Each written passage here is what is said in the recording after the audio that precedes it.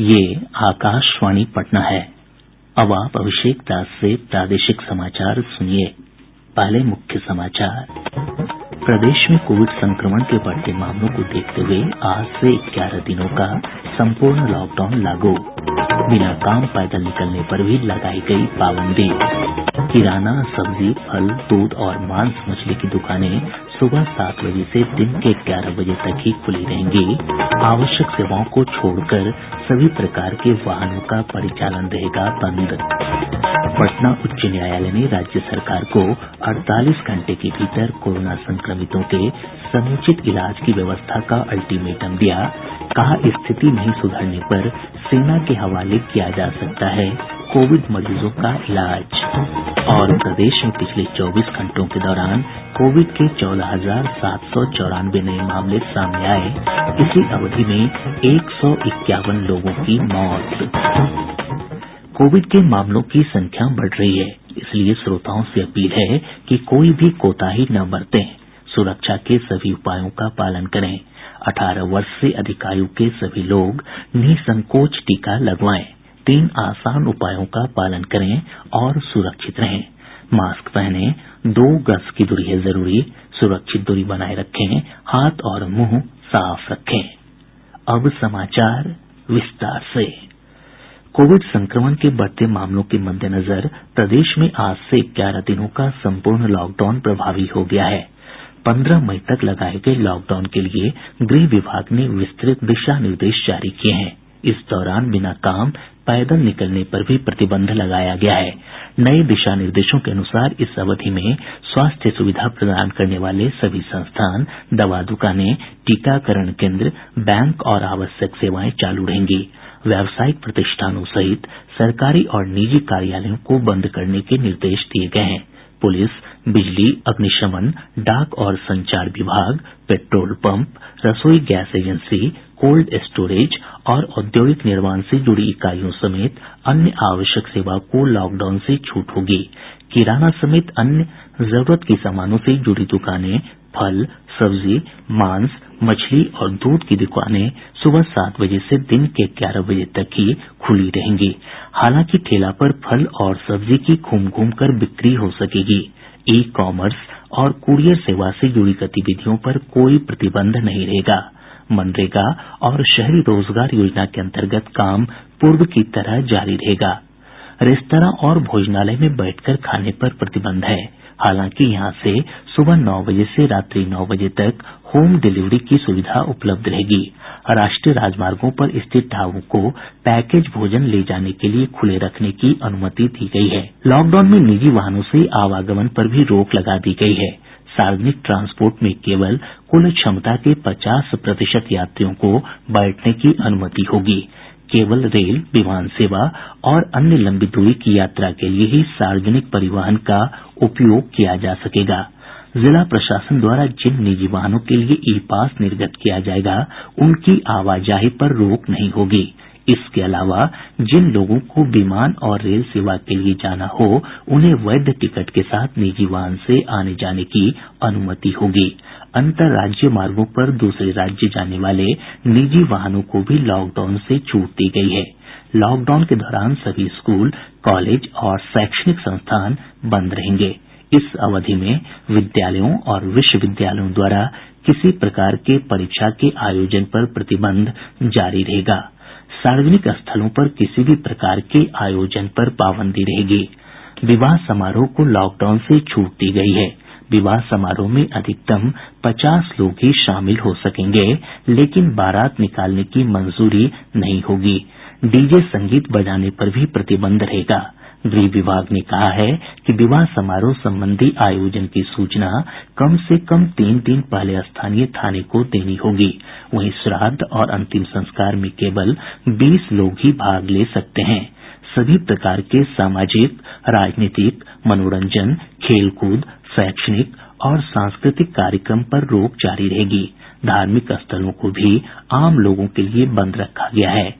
Lockdown से प्रभावित गरीब लोगों की मदद करने के लिए जिलाधिकारियों को सामुदायिक किचन स्थापित करने को कहा गया है। राज्य सरकार ने कहा है कि सभी राशन कार्ड धारकों को इस दौरान मुफ्त राशन दिया जाएगा। लॉकडाउन के दिशा निर्देशों का उल्लंघन करने वाले लोगों पर कड़ी कार्रवाई की जायेगी। सरकार ने कहा है कि आदेश का उल्लंघन करने वालों के खिलाफ आपदा प्रबंधन अधिनियम 2005 और आईपीसी की धारा 188 के तहत मामला दर्ज किया जायेगा।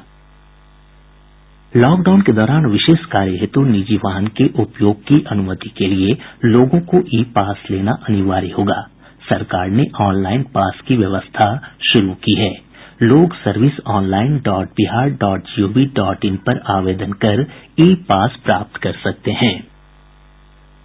ऑक्सीजन और रेमडेसिविर जैसी दवाओं की कालाबाजारी रोकने के लिए आर्थिक अपराध इकाई ईओयू ने 2 विशेष टीमों का गठन किया है। ये दोनों टीमें जिला पुलिस के समन्वय से कालाबाजारियों के खिलाफ कार्रवाई करेगी।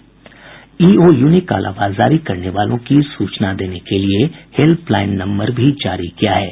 लोग टेलीफोन नम्बर 061222154142 या मोबाइल नम्बर 8544428427 पर इस संबंध में सूचना दे सकते हैं।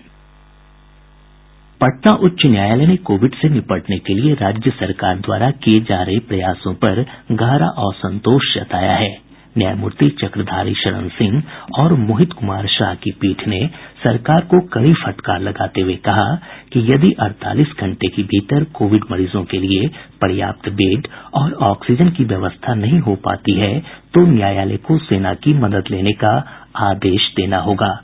पीठ ने इसे अंतिम मोहलत बताते हुए कहा कि न्यायालय इस बात पर शर्मिंदा है कि उसने सरकार के आंकड़ों और दिलासे पर भरोसा किया। न्यायालय द्वारा सेना की मदद लेने संबंधी वक्तव्य पर महाधिवक्ता ललित किशोर ने कड़ी आपत्ति जताई और कहा कि महाराष्ट्र तथा केरल जैसे राज्यों की तुलना में बिहार में मौत का आंकड़ा काफी कम है। इस पर खंडपीठ ने एक बार फिर सरकार को फटकार लगाते हुए कहा कि नागरिकों की मौत की तुलना नहीं की जा सकती है। मामले की अगली सुनवाई 6 मई को होगी। प्रादेशिक समाचार आप आकाशवाणी पटना से सुन रहे हैं। भारतीय आयुर्विज्ञान अनुसंधान परिषद आईसीएमआर ने महामारी के दूसरे चरण में कोविड जांच के लिए परामर्श जारी किया है। आईसीएमआर ने कहा है कि मौजूदा समय में आरटीपीसीआर जांच के विवेकपूर्ण उपयोग और साथ ही सभी नागरिकों तक यह जांच सुविधा उपलब्ध कराने की जरूरत है। परिषद ने कहा है कि रैपिड एंटीजन टेस्ट अथवा आरटीपीसीआर जांच में एक बार पॉजिटिव घोषित हो चुके व्यक्ति को अस्पताल से छुट्टी देते समय दोबारा यह जांच कराने की आवश्यकता नहीं है। कोरोना के लक्षण वाले ऐसे लोगों की ही आरटीपीसीआर जांच करानी चाहिए जिनकी एंटीजन जांच नेगेटिव है। परिषद ने कहा है कि एक राज्य से दूसरे राज्य में गए स्वस्थ व्यक्ति का आरटीपीसीआर जांच कराना भी पूरी तरह बंद किया जाना चाहिए। आईसीएमआर के अनुसार सचल जांच प्रयोगशालाओं को जीईएम पोर्टल से जोड़ दिया गया है और राज्यों को चाहिए कि वे इसका उपयोग कर सार्वजनिक और निजी प्रयोगशालाओं में आरटीपीसीआर जांच में तेजी लाएं। परिषद ने यह भी कहा है कि सभी सरकारी और निजी स्वास्थ्य केंद्रों में रैपिड एंटीजन टेस्ट की अनुमति दी जानी चाहिए और इस जांच के लिए शहरों तथा गांवों में विशेष बूथ लगाए जाने चाहिए। प्रदेश में कोविड के मामलों में तेजी से बढ़ोतरी का सिलसिला जारी है। पिछले 24 घंटों के दौरान 14,794 नये मामलों की पुष्टि हुई है। इस अवधि में लगभग 95,000 कोविड नमूनों की जांच की गई। संक्रमण की दर 16% है। सबसे अधिक पटना से 2,681 मामले सामने आए हैं। ये नये मामलों का लगभग 18% है। इसके अलावा गया से 767, वैशाली से 637, नालंदा से 618, जमुई से 538, औरंगाबाद से 534 और पश्चिम चंपारण से 516 मामले दर्ज किए गए हैं। इसके अलावा अन्य सभी जिलों से भी पॉजिटिव मामलों की पुष्टि हुई है। स्वास्थ्य विभाग से प्राप्त जानकारी के अनुसार कल 11,926 मरीजों को उपचार के बाद छुट्टी दी गई। राज्य में स्वस्थ होने की दर बढ़कर 78.36% हो गई है। वहीं इसी अवधि में रिकॉर्ड 151 मरीजों की मौत की खबर है। सबसे अधिक 34 मरीजों की मौत पटना में हुई है। राज्य में फिलहाल सक्रिय मामलों की संख्या 1,10,430 है, जिसमें सबसे अधिक पटना से 18,604 मामले हैं। प्रदेश में अब तक 75,40,672 लोगों को कोविड से बचाव के टीके दिए जा चुके हैं। स्वास्थ्य विभाग के अनुसार कल 1,08,882 लोगों का टीकाकरण किया गया। इनमें से 45,722 लोगों को टीके की पहली डोज जबकि 63,160 लोगों को दूसरी डोज दी गई। इधर देश में अब तक 16 करोड़ से अधिक लोगों का टीकाकरण किया जा चुका है। नई दिल्ली एम्स के वरिष्ठ चिकित्सक अनुराग श्रीवास्तव ने लोगों से कोविड प्रोटोकॉल का पालन करने और टीका लगवाने की अपील की है। सफाई का पूर्ण ध्यान रखें, मास्क अवश्य लगाएं और जहां तक संभव हो घर के अंदर ही रहें और दूरी जरूर बना के रखें, क्योंकि अगर भीड़ भाड़ में आप गए तो आपको एक व्यक्ति से दूसरे व्यक्ति में संक्रमण होने की संभावना बहुत अधिक बढ़ जाती है। वैक्सीन अवश्य लगवाएं और कोरोना से बच के रहें, स्वस्थ रहें। केंद्रीय मंत्री डॉक्टर जितेंद्र सिंह ने 18 वर्ष और उससे ऊपर के सभी पात्र कर्मचारियों से जल्द कोविड टीका लगवाने की अपील की है। इस संबंध में 22 अप्रैल को कार्मिक और प्रशिक्षण विभाग ने पहले ही एक परिपत्र जारी किया था। केंद्र सरकार ने लोगों को वैक्सीन के लिए पंजीकरण कराने संबंधी धोखाधड़ी से सावधान किया है। पत्र सूचना कार्यालय पीआईबी ने लोगों से आग्रह किया कि अप्रमाणित वेब लिंक पर क्लिक न करें।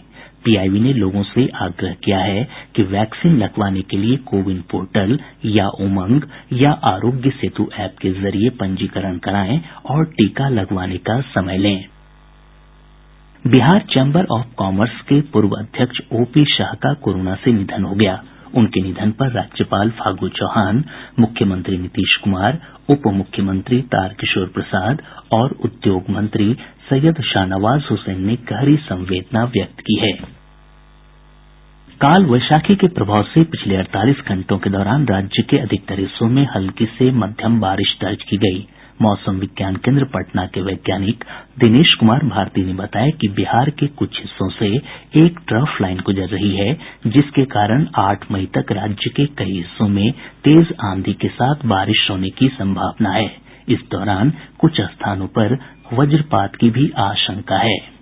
उत्तर बिहार के कुछ जगहों पर एवं दक्षिण बिहार के 1 या 2 स्थानों पर हल्के से मध्यम तीव्रता वाली बारिश, आकाशीय बिजली चमकने, वज्रपात एवं 30 से 40 किलोमीटर प्रति घंटे की रफ्तार के साथ हवा चलने का पूर्वानुमान।